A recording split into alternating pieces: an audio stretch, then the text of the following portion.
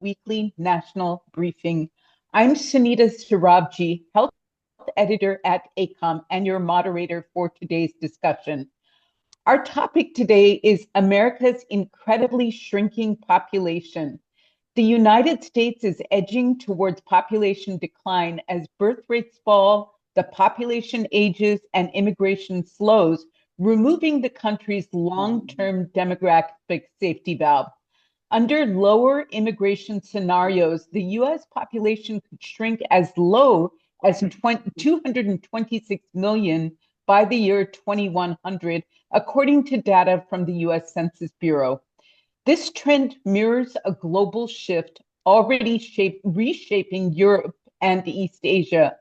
2/3 of humanity lives in countries with fertility rates below the replacement rate of 2.1 children per family. By 2100, populations in some major economies will fall by 20 to 50% based on UN projections. Speakers this week will discuss the factors leading to negative population growth, the impact to the economy, including a shrinking labor force, and possible implications for the environment. We invite reporters to post their questions in the chat, and we'll get to as many as possible immediately after each speaker presents. We ask speakers to speak slowly for our simultaneous interpreters in Korean, Mandarin, and Spanish. Jessica, could you please start live streaming now?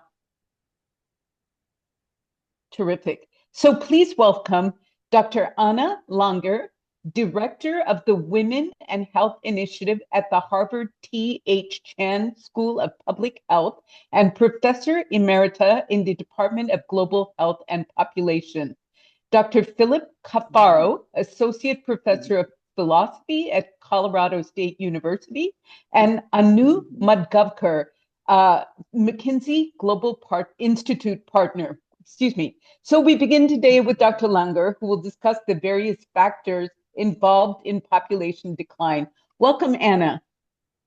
Thank you so much, Sunita, for the kind introduction, and most importantly, for inviting me to this event. As I was telling you before, I very much appreciate any opportunity I have to interact with journalists because I fully acknowledge the importance of your work. So thank you. As you were saying, global trends in population growth are pretty consistent around the world, and they all show a very important decline.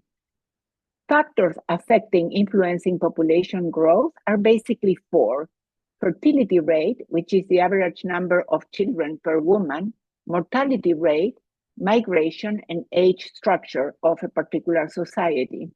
In the context, of course, of economic development, education and women's rights, healthcare and family planning, and public policies. Among these different determinants, I will focus on fertility rate and the factors that influence it, which is a topic I've been working on for more than 30 years.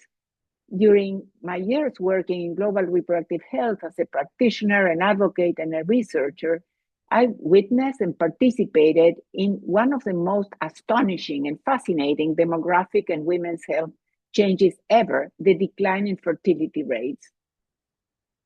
The regional trends in fertility rates mirror what we are seeing in terms of population growth. Fertility rates have declined over the last 40 to 50 years in a very impressive way. In 1970, the global fertility rate was around 5 children per woman. In 2024, it's 2.2. In Africa, sub-Saharan Africa, which is the region with the highest fertility, the fertility rates have declined from 6.7 in the 70s to 4.5 in 2024. In Asia, another region that was growing rapidly in the 70s with 5 children on average per woman, now the fertility rate is 2.1. Latin America and the Caribbean, my region, the change was from 4.5 children per woman in the 70s to 1.9, below the replacement rate in 2024. In the US, it has gone from 3.5 in the 60s to 1.6 nowadays in 2024. Averages, of course, hide important differences among countries and population groups within countries. but the trends are undeniable. Births are declining everywhere, including in sub-Saharan Africa, that, as I said, is the region with the highest fertility rate. Most regions and countries are below or at replacement fertility, which is about 2.1 children per woman. What are the factors that influence fertility rates?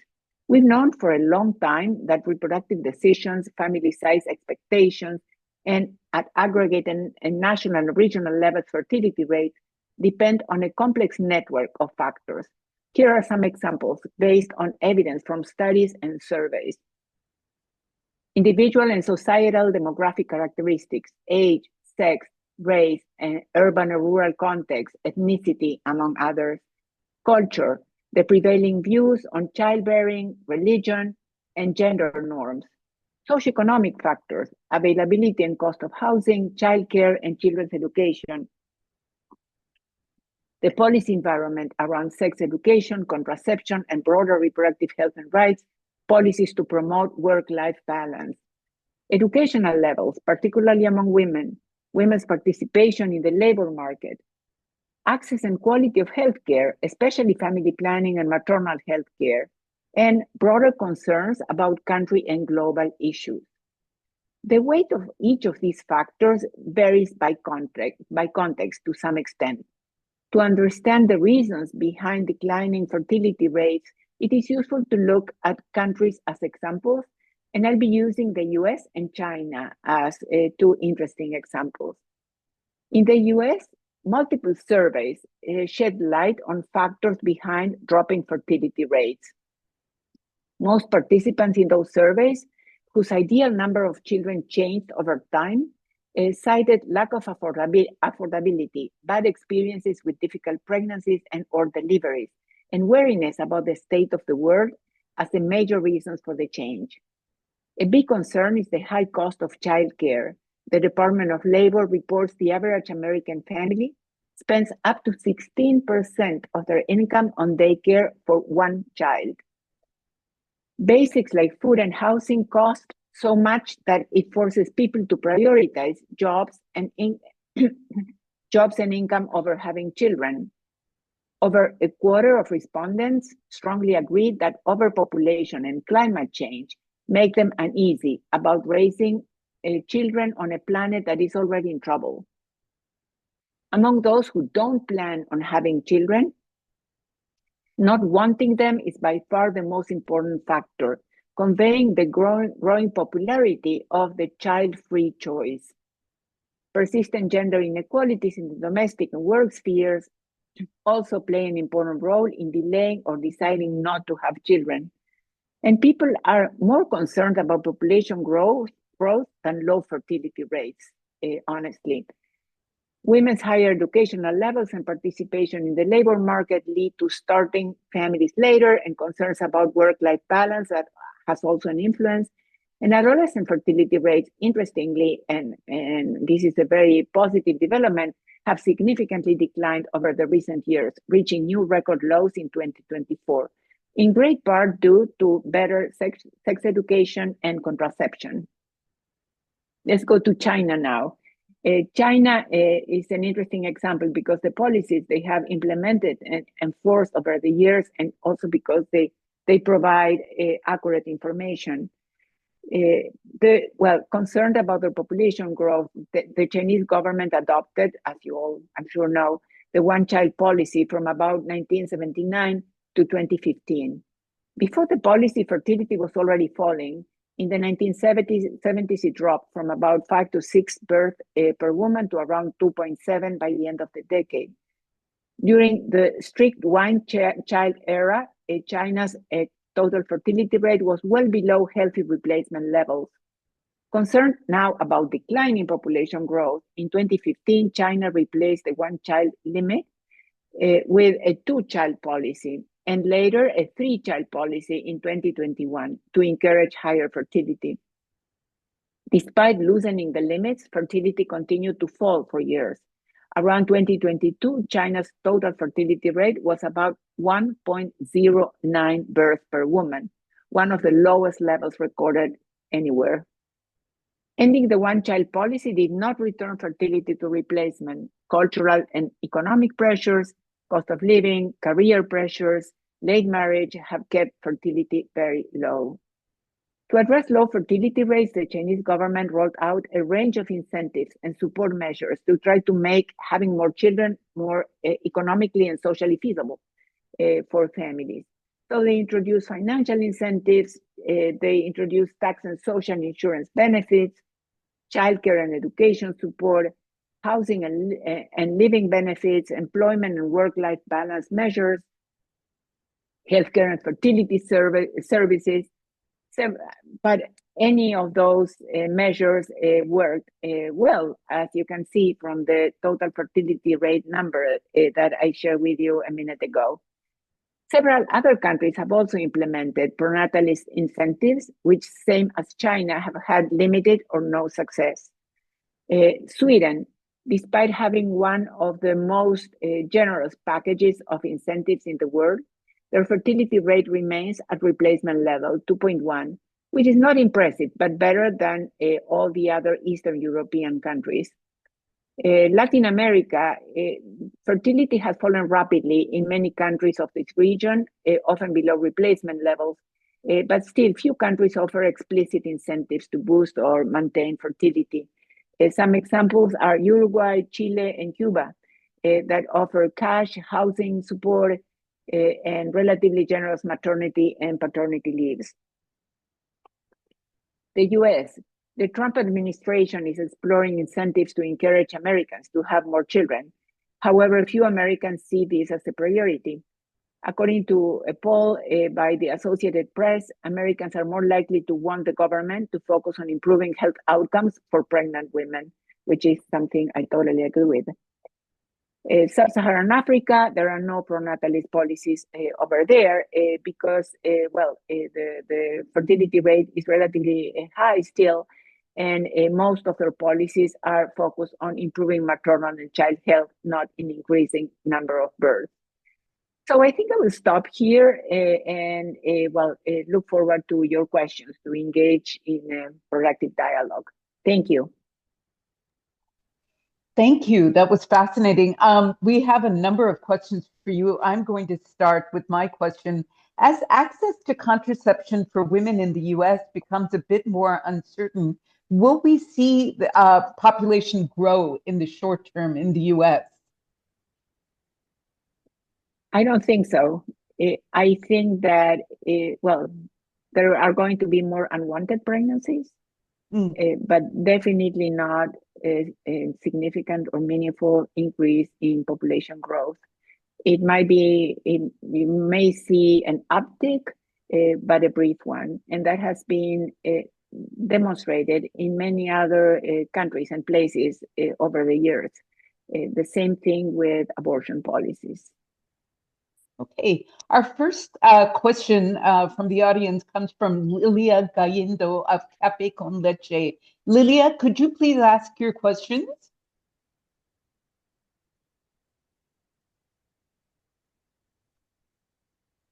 Are you on? Otherwise, we'll move to Cesar Nacum. Cesar, will you ask your question? Oh, Lilia's here. I was muted. Okay, please ask your question. Okay. Good morning. I want to ask you, do you think current deportation trends and the low birth rate indicate that the administration may be planning to favor immigration from European countries in the future? Well, I'm not an immigration expert. As I said at the beginning of my brief presentation, I focus mostly on reproductive health and fertility. I will tell you just what I think as an individual or what I see. I don't know about Europe. They are favoring immigration from white South Africans and maybe some other countries, but we haven't seen anything about Europe. What can I say? Maybe that's a plan, but I haven't heard anything about it. Maybe my colleagues here would have a different view.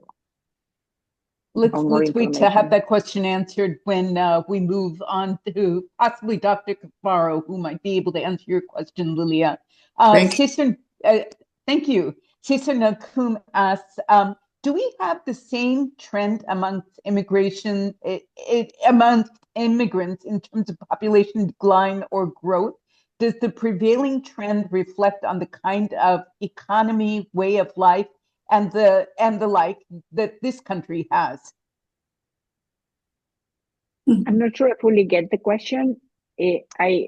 I guess, is it whether there is the same trend to lower fertility among immigrants? Yes, exactly. Okay. As I was also mentioning, these averages hide big differences among different population groups. And if you look at different the population groups based on race or ethnicity, you can see that some of them have a higher fertility than others.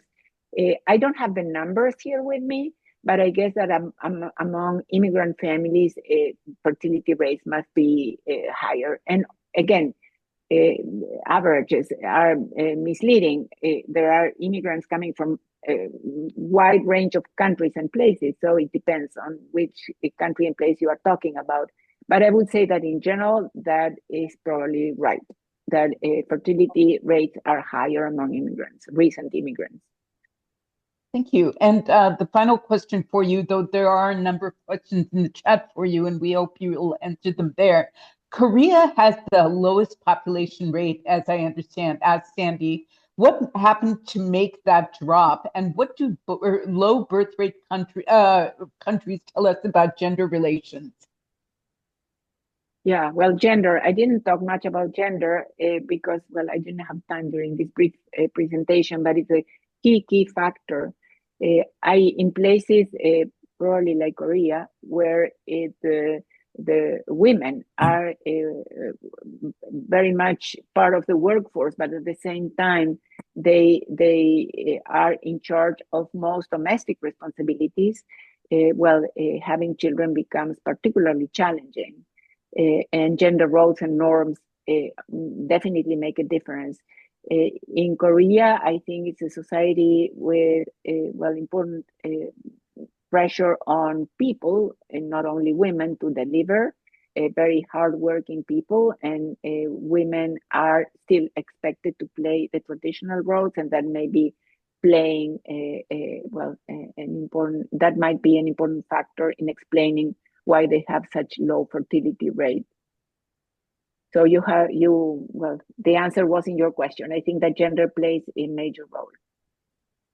All right. Well, thank you, Anna. There are a number of questions, as I mentioned, for you in the chat, and if you could answer them there, and then we will take some of those questions live for everyone towards the end of our discussion. We next welcome Anu McGovker from the McKinsey Global Institute. Anu, welcome. Thank you, Sunita, and thank you very much for this opportunity to interact with the community here and media colleagues here. I represent the McKinsey Global Institute, which is the economics and business research arm of McKinsey and Company. And I research a lot of topics around human potential more broadly, but demographic change has become a sort of number one or number two priority for so many conversations across business and policy stakeholders that we have done some deeper research on this theme. I think demographic shifts are really the outcomes of millions of individual or personal decisions. But what's interesting about them is how directionally there is a very consistent trend that you can see globally, and also how all of these personal and individual decisions kind of combine and will have very profound economic consequences. And these economic consequences will force us in the coming 1 or 2 or 3 decades to question many assumptions we make about how we work, how we grow, how we spend, how we save. We've sort of grown up with intuition about how our economies work, but a lot of this will change in the context of uh, fewer younger people and many more older people, and on balance, also many countries stabilizing or shrinking overall population. So it's both the age mix as well as the total population that matters. And those changes will trigger sort of big economic shifts. That's really the conclusion of our research. So let me just summarize what these big shifts or implications for the economy will be. Um, First of all, depopulation by 2100 feels like a long time away, although countries are already in the midst of this. We think there are a lot of shifts in the next 20 to 25 years, and that's the time frame by 2050 that we consider. The first big implication is that demographic change will slow down the rate of per capita economic growth or per capita GDP growth. Because if you consider a population with uh, youth scarcity, so fewer people below the age of 65, or let's say the working age of 15 to 64, you kind of have a stabilizing or smaller share of people in that age cohort, and you have many more people over 65. So the share of these working age people is peaking and then falling in many countries that we consider the first wave of demographics or aging. And these are countries of China, of course, advanced Asia, so Japan and Korea, Western Europe, and the US.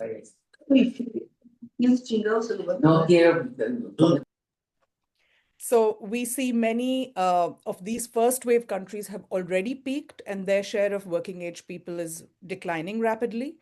Interestingly, we see a lot of developing countries that include Latin America, but also in developing Asia and countries like India, where the peak in this share of working age people is not yet reached, but it's very, very close.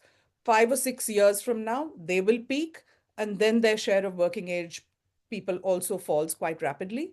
And it's only sub-Saharan Africa that has a peak that's out in 2070 or 2080. So when you look at this change in the composition by age, and assuming no other change in the way we operate as economies, it translates into 0.5 percentage point lower per capita GDP growth in the coming decades as compared to the past. 0.5 percentage point is a lot. It translates into big prosperity outcomes. It's a lot for countries in Europe and maybe even the US who are growing at an overall rate of maybe 1% or 1.5% or 2% per year. And if you knock off 0.5% from that, it's a lot. But even for developing countries that are growing at 3, 4, or 5%, 0.5% is still a lot. So slower economic growth. And the second big implication in the next 20 years is going to be higher dependency. So, from a situation, let's say in Western Europe or the US, today we have about 4 people of working age available to support an older person who's over 65. That drops to just 2 people. And that's very profound. So it means that we need to be more sort of productive in many ways to create more economic surplus out of the work we do in order to support a potentially not working population that's growing older and living longer. Or we have to change our assumptions about how long we work and how many of us work. So some of those assumptions really have to change. If you ask me as more of a business economist, I would say that it's the productivity factor that really has to go up. And we have a real opportunity in the age of AI and automation. If we lean into that in the coming decades, we could have a virtuous cycle of higher productivity, and the people who are in work can actually produce more. And we can also enjoy the benefits then of retiring and so on with an economic structure that works. So happy to take questions about the combination of these levers. I don't know if I've reached the end of my 7 minutes, but I look to you, Sunita, for guidance on that. Yeah, absolutely. There are several questions for you in the chat, but I would like to ask a question first. What implications does this have for the US Social Security program, which, as you know, is tenuous even now, given the fact that there's going to be a fewer number of people in the labor force contributing to the program? While we don't sort of analyze individual policies in detail, what I can say is the following, right? If you look at the overall macro economy of the US, and it's a very similar story in Western Europe, for example, older people's consumption continues to rise. It's not that older people stop spending, right? It's the mix of what they spend on changes. Um, but they do actually peel off from the workforce, right? And that gap between what they consume and what they earn through labor income is what we call the senior gap. And in the US, about half of that is funded, shall we say, or supported through transfers of various kinds, Social Security being one of them. In Europe, it's actually maybe up to 80%, which is funded through transfers of various kinds, right? If nothing else changes, that gap goes up by about 10 percentage points of overall labor income. So think about it as an additional 10% levy or tax on the incomes of people who work in order to support this expenditure. And that, because half of it is via the social security system, that just points to a lot of, let's say, fiscal and public strain. CBO and others have kind of quantified those specific effects far better than we have. But it's a story consistently across advanced Asia, Western Europe, and the US, where the senior gap rises, and that implies an incremental levy of some kind of 10 to 15 percentage points, which is a lot and means a lot for the prosperity even of those in the workforce. And so I come back to saying, the idea of being more productive and raising economic growth through productivity ends up being the big potential win-win opportunity for everybody. Absolutely. There are a lot of questions for you regarding AI and automation. So I will ask the question from Pamela Cruz of Immigrant Magazine. Automation and artificial intelligence may offset part of the decline in the labor force. Which sectors of the US economy are best positioned to adapt to a future with fewer workers, and which ones are likely to face the greatest challenges? Yeah, thanks for that question. I mean, we do very deep research on the potential of AI in work across sectors. What I can say is that more than half of all work hours that are done in the US economy today have the technical potential to be automated through AI or other means. Now, this could be AI in the digital realm or software related AI, what's called agentic AI, or it could be robotic AI for more physical work that involves, moving people, or even sort of healthcare related, some healthcare related jobs, for instance, right? So it's a lot of work that could be automated. That does not mean we can do with 50% fewer workers. No way. Adoption is a slow curve that rises over time, and lots of new kinds of work also emerge as a result of this productivity. But I would say that in many, many sectors, and particularly cross-cutting functions that enable and support, so think finance, think administrative services, think a lot of customer services, sales and marketing, a lot of those involve relatively predictable pattern-based types of work that more and more AI-powered tools could do. But it won't be a handover to AI. We'll also have to upskill people to work with those AI tools. So it's an opportunity, but it doesn't mean, mass job loss or anything like that is what I want to leave you with. Yeah, you're saying that people need to be trained to work with AI in order to boost their productivity, and across sectors this is true. I mean, which was the question that was asked, I think. Certainly in right. every sector we see big opportunities to do that. Thank you. Carlos Roa, will you please ask your question?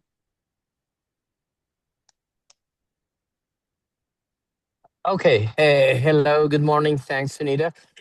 My question is comparing like the personal or cultural choices about increasing the family and the birth increase. Is this a personal cultural choice or is more influenced by the economic situation? I think Anna talked in some detail about the drivers of the total fertility rate. And I want to say that what is really interesting to me as a non-demographer and sort of non-sort of public health person, but what is stark is that this is such a global and universal trend, the decline in fertility rate. It starts at different levels, it falls to different levels, but we're seeing, based on all of these different drivers, the fact that it's either falling or stabilizing. And once it goes below the level of replacement of 2 or 2.1, it's almost impossible. We haven't really seen evidence that it's possible to bring it back sustainably. So while there are a host of individual, cultural, and personal decisions, I would still say that there are some universal, maybe economic drivers, or the way we are evolving as, humanity, right? And making choices in terms of how we engage with other people, how much freedom or independence we want, how we depend on social media to meet some of our needs. There could be a host of different reasons, but what I take away is it's a very universal human phenomenon as opposed to being specific to individuals or cultures over time. Thank you. Diana Martinez has an interesting question. Diana, please ask your question.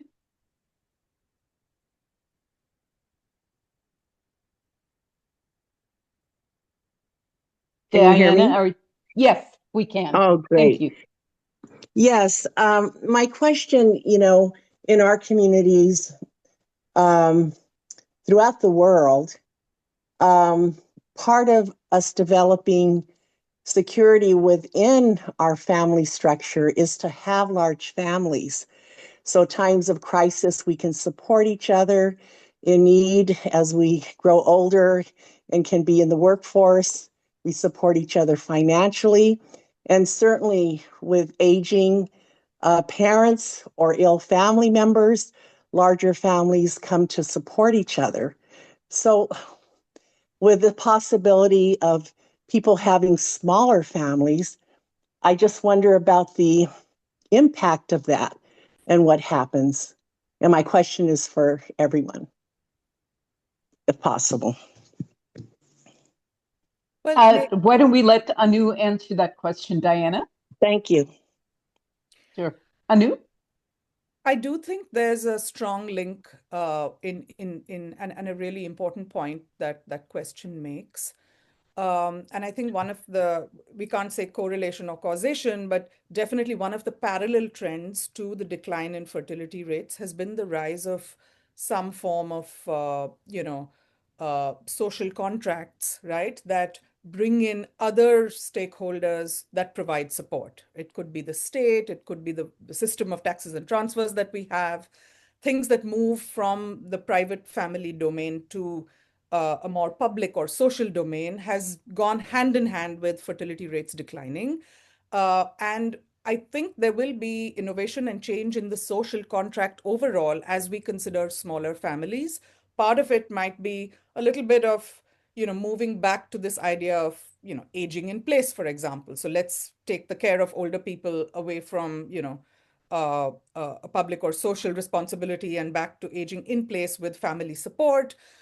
There are many ways in which this story could play out, but I think it goes back to saying if we generate the economic resources to do that, the social contract evolves hand in hand with that, because we have to think about the next generation and their obligations, and how to really finance that becomes a question more than something I'd have an answer to. Yeah.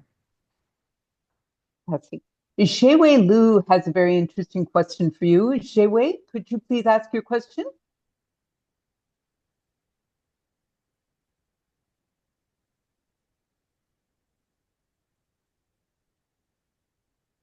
Are you able to unmute yourself, Shewei? I can ask the question. Oh, there you go. Okay, super.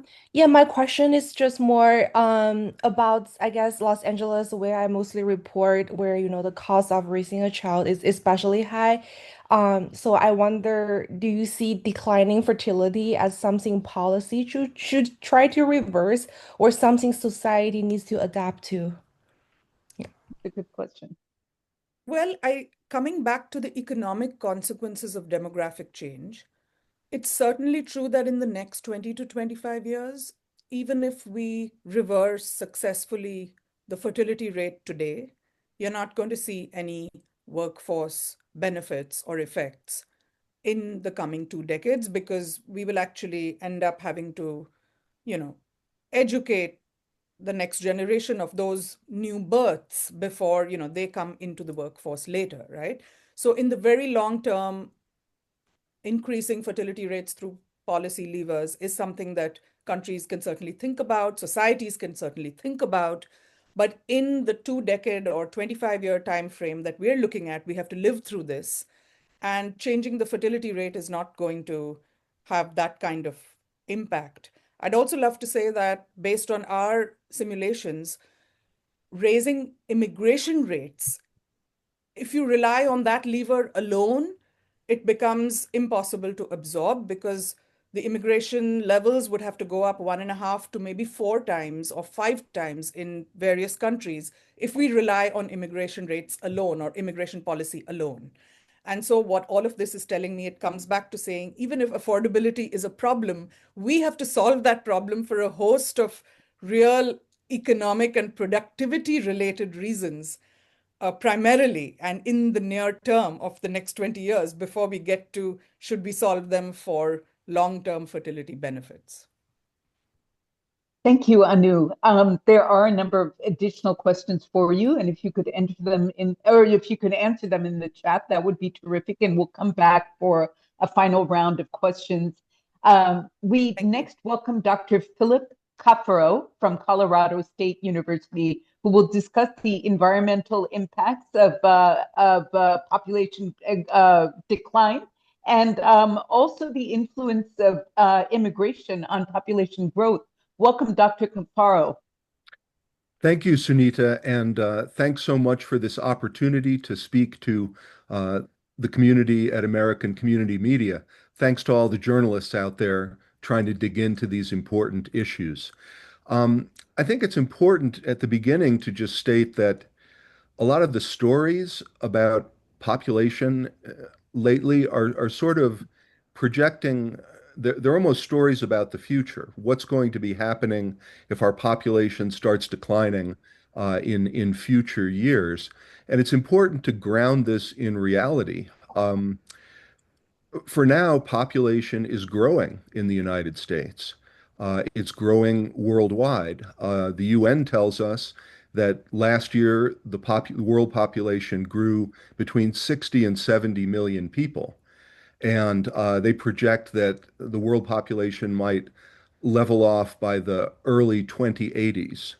Now, other demographers have other projections, but again, we don't have an immediate problem of populations crashing or anything like that. Similarly, in the United States, in the year 2000, according to the census of that year, the US population was 281 million. Today it's 343 million. So that's 60 million more people than we had 25 years ago. So again, the US population is growing. Just want to put that out there. Okay, I come at this from a little different perspective. I'm focused on sustainability issues, and you've been reporting some of these stories, so you know the environmental news is not good lately. It's almost a cascade of terrible environmental news.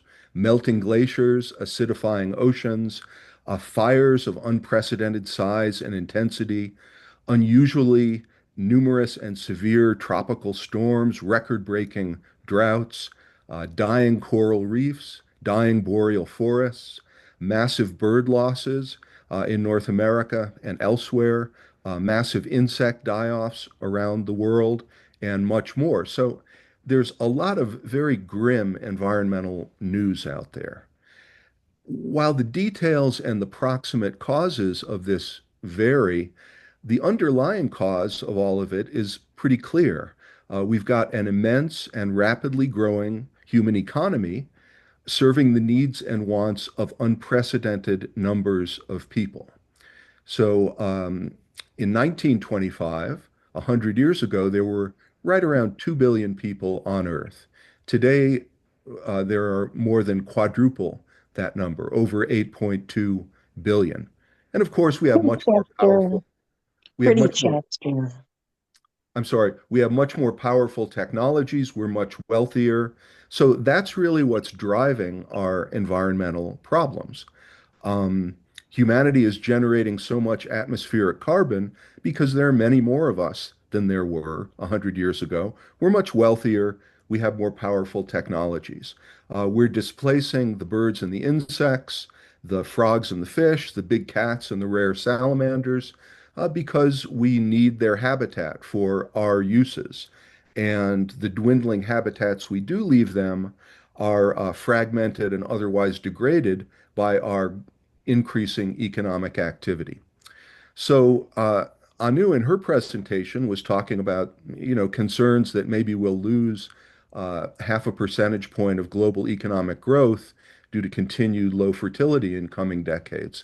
Um, I'm more worried, frankly, about the 2.5 or 3% annual economic growth that we're likely to get, because what we are doing is degrading the global ecosystem that our health and well-being depends on by taking too much. So going forward then, and I say this to you as journalists, and I got to say, this is not a story you're telling. When I read about various environmental problems or what's happening at the COP30 down in Brazil or what have you, I hear a lot of details about maybe we could do this different or that different, these different programs. I hear a lot of technological fixes for them. What I almost never hear is just an honest, direct statement of the fact that human beings are taking too much. We're demanding too much and we're polluting too much. And so I think we have to start looking at this in a different way. We have to lean into the areas where it might be most easy to start taking less. Now, to try to change our economic views so that we accept sufficiency rather than endless growth, I think we're going to have to do that, but it's going to be very difficult going forward. The one area where we seem to be making progress is in declining fertility and in some places ending population growth and even starting to decrease populations. So here's a radical suggestion. Instead of trying to fight that, instead of looking for policies to get more people having more children or to bring more people within our borders, I would put it to you that to end to start moving in a more sustainable direction, we need to lean in to population decrease. And that's possible. Throughout the developed world, fertility rates are well below replacement rate. If we're willing to also consider reducing immigration into the United States, into the EU, into Australia, we could start to hit that population peak much sooner, and we could start to decrease our numbers. And that really needs to be part of creating sustainable societies. You report the stories, you know that 8 billion people is not sustainable on planet Earth. And no amount of international cooperation, no amount of clever technology is going to make it sustainable. But 6 billion or 4 billion might be. If we can move toward that, not all at once, but over the next 100 years, we might have a chance to create sustainable societies. If I have a moment, Sunita, just to put this in a US context, if you run the figures of US population projections out to 2100, so today in the United States, we have around 343, 344 million people. If we combine that with net immigration rates of about 1 million annually, which would be a little lower than the current numbers, then we basically stabilize our population, and in 2100, we're looking at 370 million. Okay? If we instead increase that to 2 million annual net migration, that was about the average under the Biden administration, We're looking instead at a population of 493 million people in 2100. Now, I know that's what the economists would prefer.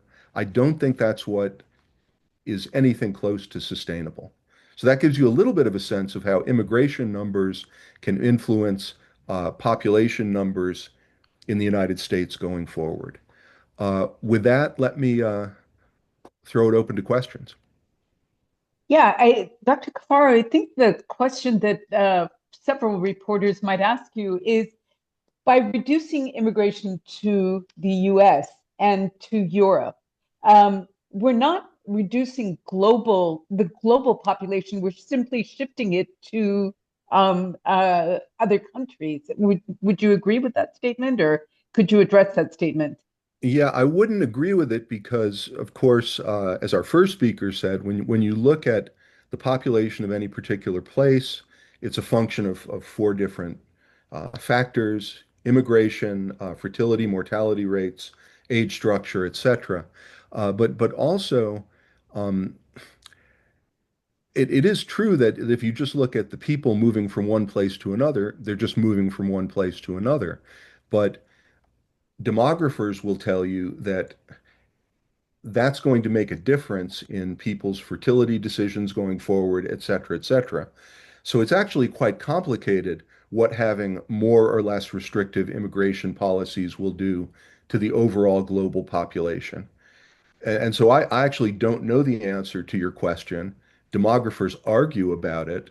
Um, but let me try to put it in a somewhat different perspective. I would say that if you're a citizen of the United States, you should be focusing on the question of how can we reduce the population in the United States? That's part of creating a sustainable society. I know we don't talk about it in that way, but it is. And similarly, if you live in France or India or China, your focus should really be on that, and the government should make immigration policy accordingly. Interesting, interesting. Orhan, Kurt, could you please ask your first question of Dr. Cafaro?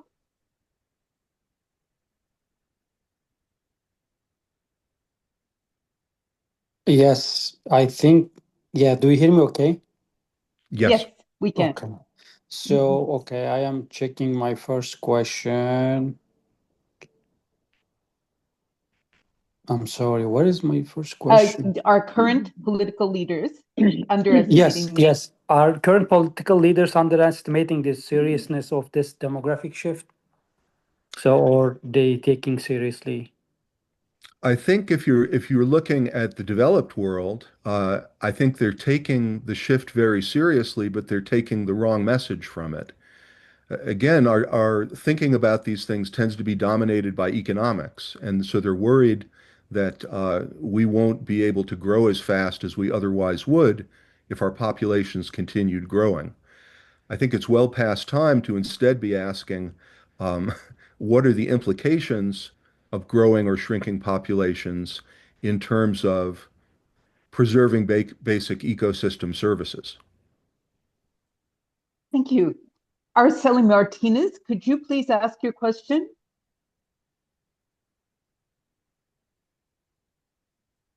Hello, Sunita. Yes, Can you hear me now? yes. Well, I was wondering if you have information on fertility rates among immigrant women, particularly among Latino women in the United States. I have this question because normally Latino women in the States have more children that, like, for example, in Mexico.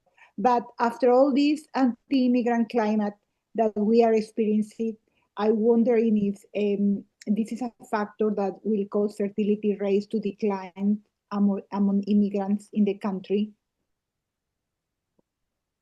Sure. So, several years ago, I published some population projections for the U.S. where I was looking specifically at that, and as the first speaker said, it was very interesting to see how different immigrant groups coming to the United States, making that shift changed their fertility decisions. In most cases and overall, moving from one country, a sender country, to the United States led to fewer children per woman. But there were a number of countries, including our most important sender country, Mexico, where Mexican women who came to the United States actually had higher fertility rates. So that was very interesting. I honestly, I don't have good current numbers for that. Henrietta Burrows, could you ask your question? Henrietta is from East Palo Alto today. Thanks so much, Sunita. It seems to me that your comments about restricting immigration kind of fall into Trump's playbook.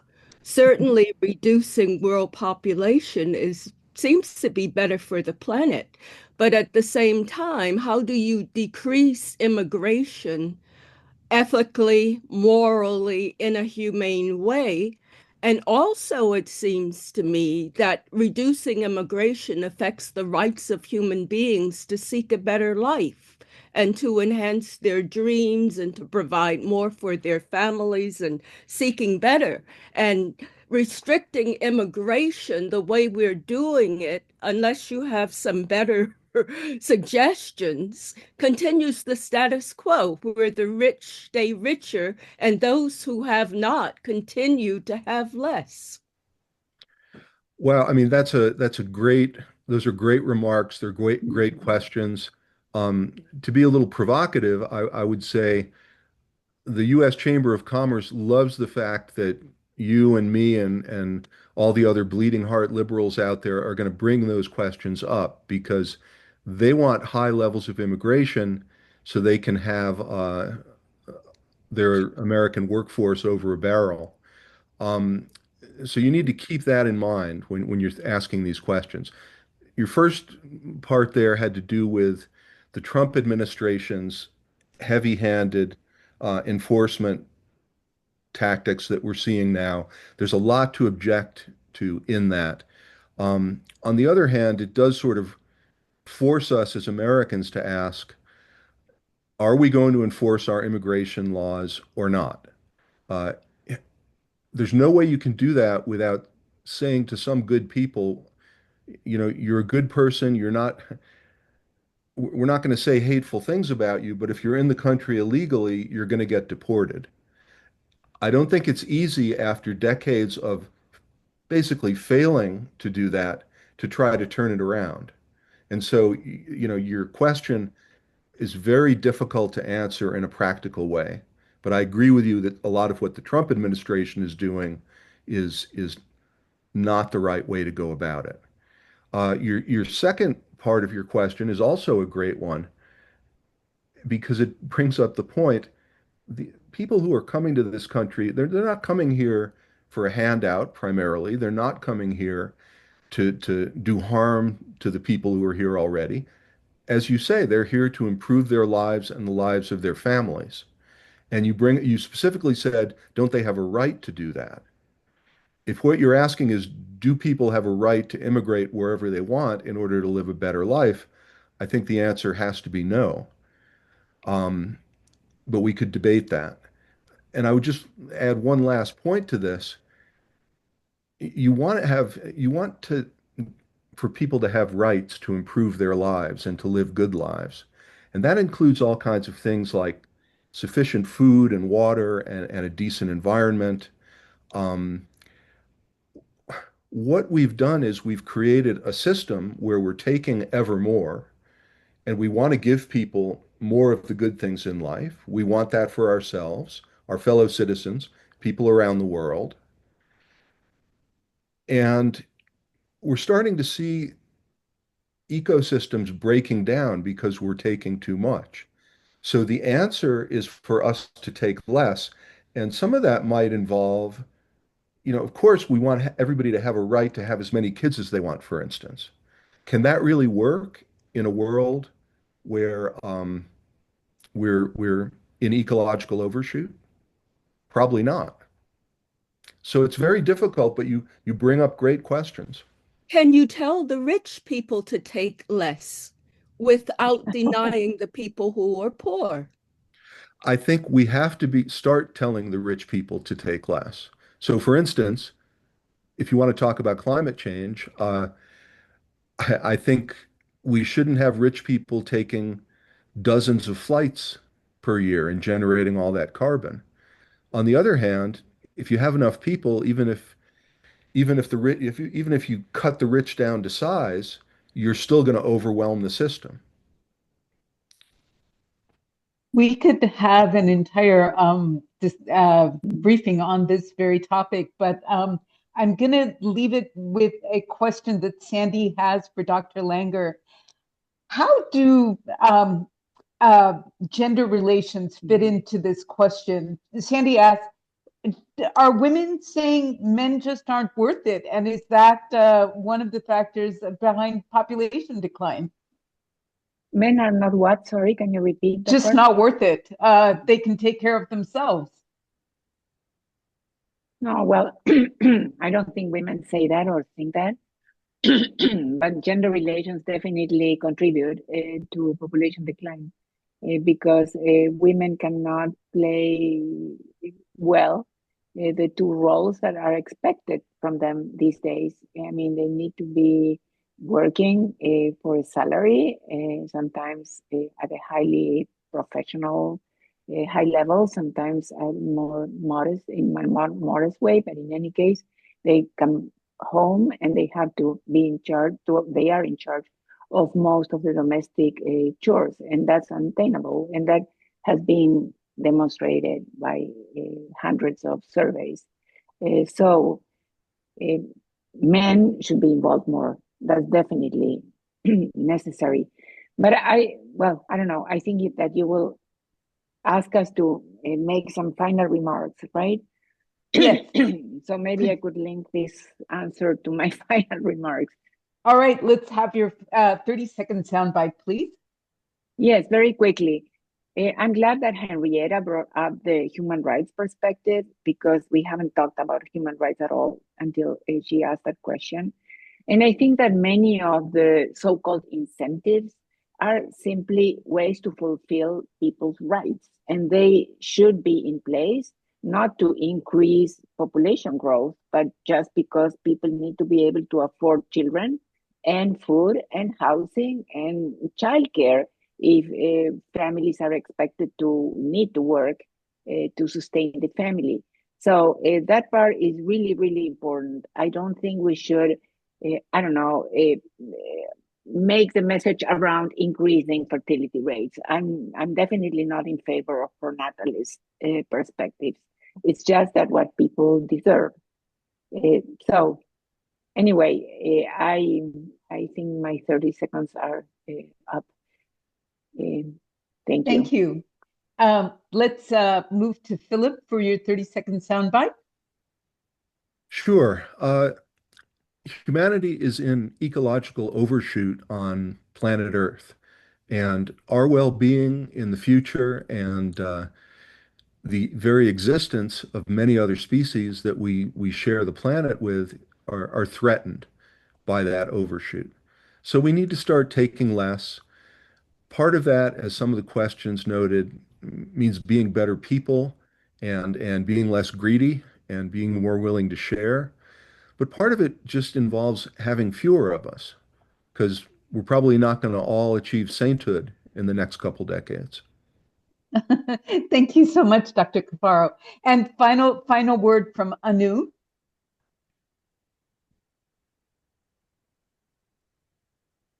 Anu, are you still there? Yes, I'm still here. Yes. I do think the fundamental question that confronts the world today is what's the level of minimum living standards and economic sufficiency, so to speak. And I think we have moved very far from a world where that was $2 a day, the global poverty line, right? If you think about basic human needs that include healthcare, education, decent housing, right, even minimum housing, we think that bar is actually closer to $12 a day in PPP terms. But by that measure, over 4 billion people around the world are not at the living standard that's a decent human living standard. And I don't think we can solve this problem by immigration or growing populations. Those are not the answers. But I come back to saying we need to find ways to engage our workforces more productively and invest in growth that at the same time helps populations adapt to climate change and mitigate climate change. Yes, but growth remains the biggest lever to lift over 4 billion people to the level that everyone has a basic human right to achieving in their own countries. Speakers, thank you all for just an excellent and very robust conversation today. We really welcome your remarks. And reporters, we will see you next Friday. Take care. Thank you. Bye-bye. Ciao. Thank Thank you. you.